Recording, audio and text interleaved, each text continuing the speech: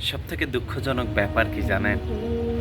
যখন মালাকুল মাউত অর্থাৎ মৃত্যুর ফেরেশতা আমাদের কাছে চলে আসবে, তখন আমরা বলবো, "আর একটু সময় আমাকে দিন। আমি পৃথিবীতে গিয়ে আমার সব ধন সম্পদ দান করে আসবো। পৃথিবীতে গিয়ে সবথেকে ভালো একজন নামাজি হব, একজন ভালো মানুষ হব। আমার দান সাদকা, ঈমান, আমল সবকিছু আমি ঠিক করব।"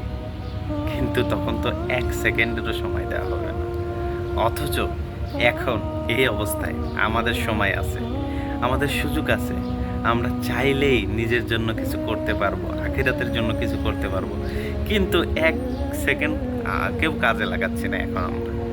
এটাই আমাদের বড় আফসোস। সেই দিন আফসোস করব। কিন্তু এখন সময় থাকা সত্ত্বেও কাজে লাগাতে পারতেছি না। আমাদের মতো হতভাগা আর কে হতে পারে? তাই প্রিয় দিনী ভাই আসুন।